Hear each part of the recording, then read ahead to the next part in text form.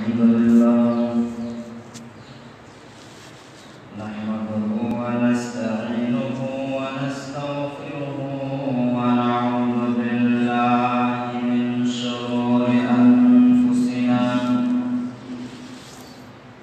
ومن سيئات أعمالنا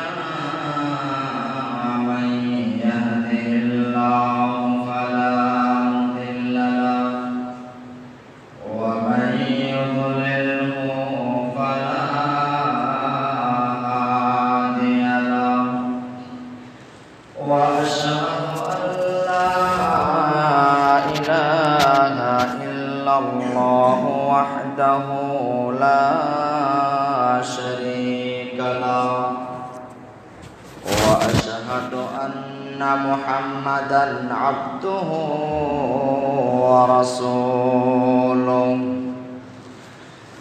أما بعد فإن خير الحديث كتاب الله وخير الهدي هدي محمد صلى الله عليه وسلم وشر الأمور محدثاتها وكل محدثة بدعة وكل بدعة ضلالة وكل ضلالة في النار أعوذ بالله من الشيطان الرجيم بسم الله الرحمن الرحيم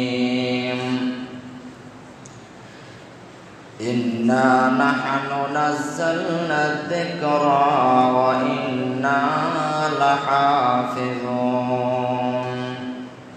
وقال الله تبارك وتعالى ولقد يسرنا القرآن للذكر فهل من مدكر قال النبي صلى الله عليه وسلم خيركم من تعلم القرآن وعلمه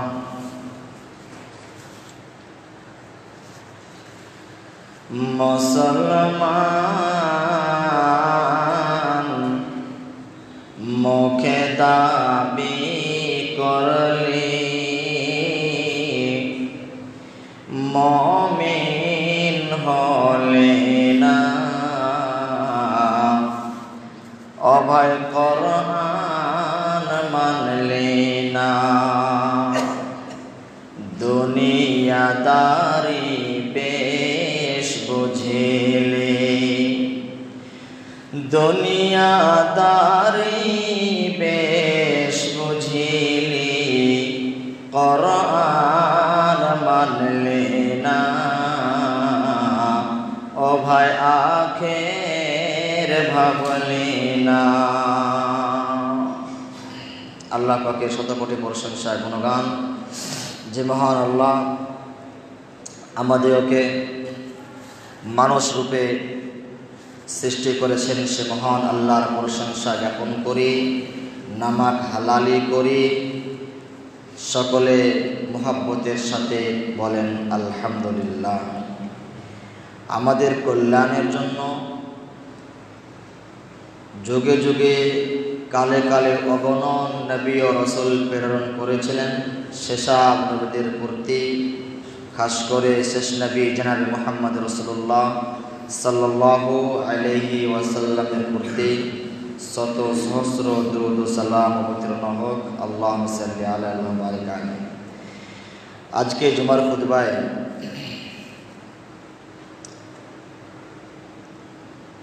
মুসলমান যাকে আল্লাহ মুসলমান বলে পৃথিবীর বুকে পাঠিয়েছেন এবং আমরা এখনো আছি, এমনও তো হিন্দুর ধর্মে যদি বাচ্চা সৃষ্টি হয় ভূমিষ্ঠ লাভ করে তবে সে মুসলমান হয়েই জন্ম হয়। সেই মুসলিম শরীফের হাদিস, প্রত্যেকটি শিশু জন্ম হয় ইসলামের উপরে। তারপরে তার বাবা যেই মাযহাবে থাকে, যে দিনে থাকে, যদি হিন্দু হয় তো হিন্দু করলো, যদি অগ্নি পূজক হয় বাবা তাহলে ছেলেকে অগ্নি পূজক বানালো, এবং বাবা যদি হয় ইয়াহুদি নাসারা তাহলে ছেলেকে সেটা বানালো। কিন্তু আল্লাহ প্রথমে পৃথিবীর বুকে ছেলেকে মুসলমান করেই জন্ম দেন। আল্লাহর অশেষ রহমত মেহেরবানিতে আমরা মুসলমানের ঘরে জন্ম নিয়ে, মুসলিম হয়ে জন্ম নিয়ে আজ অবধি মুসলমান হয়ে আছি, এবং দোয়া করছি আল্লাহ যেন আমাদেরকে মরতে দম তক যেন ইমানের হালাতে, মুসলমানের হালাতে যেন আমাদেরকে টিকিয়ে রাখেন। বলেন আল্লাহুম্মা আমিন। আমি একটা উদাহরণ দিয়ে আমি আমার বিষয়ের দিকে আসছি। মোবাইল সবাই চেনে। মোবাইল কিনতে গেলে অ্যান্ড্রয়েড মোবাইল কিনতে যান অথবা ছোট মোবাইলগুলি কিনতে যান, মোবাইলের খাপটাতে একটা ছোট্ট কিতাব থাকে, ইংলিশে এবং হিন্দিতে লেখা থাকে। ছোট্ট একটি কিতাব থাকে, ওই কিতাবে কি লেখা আছে জানেন?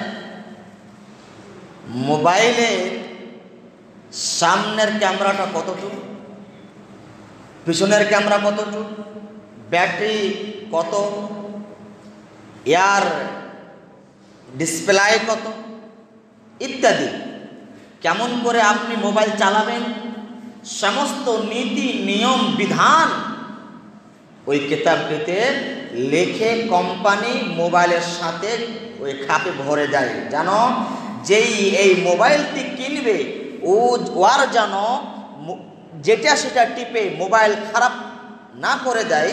তার কারণে ওদের গাইডলাইন দিয়ে দিয়েছে, একটি কিতাব দিয়ে দিয়েছে, সে কিতাব অনুযায়ী যদি মোবাইল ইস্তেমাল করেন মোবাইল ঠিক থাকবে। আল্লাহ রাব্বুল আলামিন আমাদেরকে পৃথিবীর বুকে পড়ালেন আর কোনো গাইডলাইন দেবেন না, এমন কি হয়? এমন কেমন হতে পারে? মোবাইল কোম্পানি যদি মোবাইল চালাবার জন্য যদি গাইডলাইন দিতে পারে, কিতাব বুক দিতে পারে, তবে আল্লাহ কেন দিতে পারেন না?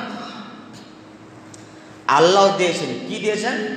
আল্লাহ যেই কিতাবটি, যে গাইডলাইনটি দিয়েছে, এই মানুষ নামে এই ইঞ্জিনটা, এই মেশিনটা, এই বডিটা কেমন করে আপনি চালাবেন, চলবে, সেটা হলো কি কোরআনের মাধ্যমে আল্লাহ আপনাকে শিখিয়েছেন। আপনি মুসলমান, আপনার উঠন বসন চলন, আপনি কি খাবেন কি খাবেন না, কি পরিধান করবেন কি পরিধান করবেন না, কার সাথে কেমন ভাবে মিশবেন মিলবেন, কার সাথে মিলতে হবে না মিশতে হবে না, এই সমস্ত বিধানগুলি আল্লাহ কোরআনে দিয়েছে মানুষের জন্য। কিন্তু দুঃখের বিষয়, যে মানুষকে ঠিক চলার জন্য আল্লাহ গাইডলাইন দিলেন কোরআন, সেই কোরআন আজ মুসলমান পড়তে জানে না। যেই কিতাবটি আল্লাহ দিলেন সেই কিতাবটি মুসলমানেরা ভাগ করে নিল। আফসোসের কথা, এটা দিল থেকে শুনেন তো দেখি, কত আফসোস। এক ধরনের মুসলমান বলছে তুমি কোরআন পড়ে বুঝতে পারবে না, আর এক ধরনের মুসলমানই বলছে কোরআন পড়ে তুমি গুমরাহ হয়ে যাবে। আল্লাহর কিতাব পড়ে মানুষ গুমরাহ হবে, তো কার কিতাব পড়ে মানুষ হেদায়েত পাবে? আশ্চর্য কথা। আর এক ধরনের মুসলমান মৌলবীর ওপরে ছেড়ে দেয়, কোরআন মৌলবী পড়বে। কোরআনের সম্মান কি জানেন? স্কুলে, আর একটা উদাহরণ, স্কুলে মাস্টার বললেন যে আমার স্কুলে লাইব্রেরি আমরা বানিয়েছি, তোমাদের বাড়িতে যেগুলো কিতাব কেউ পড়ে না, মনের আহ বুঝবেন, দরদটা বুঝবেন। মাস্টার বললেন তোমাদের বাড়িতে এমন কিতাব নিশ্চয় হবে যে কিতাব পড়ে না, অপচয় পড়ে আছে, সেই কিতাবগুলো বাড়িতে না রেখে তোমরা এখানে এই লাইব্রেরিতে, এই ঘরে এনে তোমরা রেখে দিবে। কালকে সবাই নিয়ে আসবে। কালকে যখন সবাই ক্লাসে বাচ্চারা এলো, শিক্ষক মহাশয় বলছেন, তোমাদেরকে আমি একটা কাম দিয়েছিলাম, পড়ে থাকা অপচয় কিতাবগুলো যেগুলা বাড়তে কেউ পড়ে না, ওই কিতাবগুলো আনতে বলেছিলাম, নিয়ে এসছো? বলে জি নিয়ে এসছি। নাম্বার 1 বাচ্চা বলে তুমি কি নিয়ে এসছো? তো হাতে কোরআন। 2 নাম্বার বাচ্চার হাতে কোরআন, প্রত্যেকটি বাচ্চার হাতে আল কোরআন।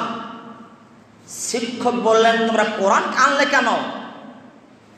ছাত্রর জবাবে, দিলে যদি কোরআনের মোহাব্বত থাকে, আল্লাহ আল্লাহ রসুলের মোহাব্বত থাকে, শুনে কেমন লাগবে? বাচ্চা বলছেন, ওগো মাস্টার মশাই, আমরা বাড়িতে দেখি যতগুলো কিতাব আছে, ওই কিতাবগুলোকে পড়ার কেউ না কেউ চলে আসে, কেউ না কেউ পড়ে যায়, কিন্তু আমাদের বাড়িতে এই কোরআন আছে যে কোনো দিন কেউ খুলে পড়ে না। আমাদের বাড়িতে কোরআন পড়তেও জানে না, কোরআন এমনি এমনি পড়ে থাকে, তাই আমি নিয়ে চলে এসেছি। মুসলমানের পতন কেন হবে না? মুসলমান জলিল খার কেন হবে না? মুসলমানকে কাটবে না কেন? মুসলমান লাত খাবে না কেন? নিশ্চয় এদের আমলগুলোই এমন। কোরআন যেটা পড়তে বলা হয়েছিল, কোরআন আজ এমনি খাওয়া থাকে। কিন্তু আপনি সার্ভে দেখুন, মুসলমানের না হিন্দুর দেখে নেন, তারা সার্ভে করেছে পৃথিবীর বুকে সবচাইতে বেশি কিতাব পড়া হয় কোন কিতাবটি? পৃথিবীর বুকে সবচাইতে বেশি যে কিতাবটি পড়ানো হয় সে কিতাবটির নাম হলো আল কোরআন।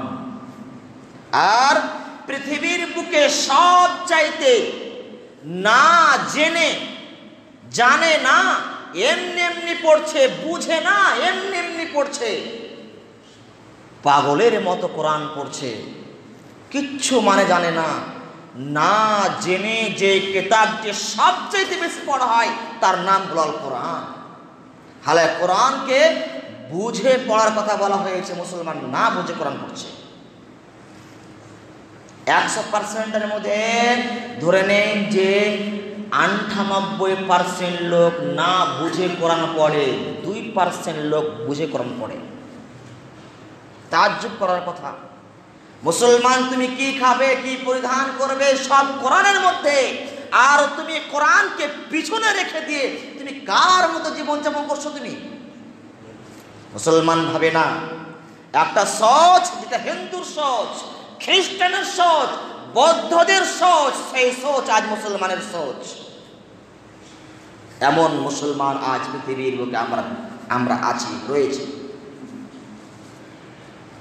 আপনি অবাক হবেন, আপনি অবাক হবেন, কোরআন সেই কিতাবটি যে আমার ছেলে, আমার মেয়ে যখন কোরআন পড়তে আসে মসজিদ মাদ্রাসাতে, আমার ছেলেকে আমি একদিনও বলে না এই মাথাতে তেল দিয়ে সুন্দর হয়ে যাও, একদিনও বলি না। শোনো, মাদ্রাসা যাবে, চুল ভালোভাবে সেটা করে নাও, তেল মাখিয়ে মেখে নাও, সুন্দর হয়ে যাও, পাক হয়ে যাও, একদিনও বলি না। কিন্তু স্কুল যখন ছেলেকে পাঠায়, ছেলে যায় কেমন সাজসজ্জা করে যায়, কেমন গোসল করে যায়, আশ্চর্য কথা। মুসলমানের চোখে কোরআনের সম্মান দেখেন, কোরআনের এমন সম্মান। কোরআন শিখতে গেলে 100 টাকা দিব কেন? অথচ কোরআন ব্যতিরিক্ত অন্য শিক্ষা শিখতে গেলে মাসে 100 টাকা দিচ্ছে, 200 টাকা দিচ্ছে, কিন্তু কোরআন শেখার জন্য না না না, টাকা কেন লাগবে কোরআন শিক্ষাতে? মানে মুসলমানের কাছে কোরআন একটা হেয় হয়ে গিয়েছে, একটা হালকা হালকা দামের কিতাব কোরআন হয়ে গিয়েছে। মুসলমান যাকে উঠতে হবে, বসতে হবে, খেতে হবে কোরআনের মাধ্যমে, কোরআনের নিয়ম অনুযায়ী। কিন্তু কোরআনটি মুসলমানের ঘরে থাকা সত্ত্বেও মুসলমান একবার ভাবলো না আল্লাহ কি বলেছে।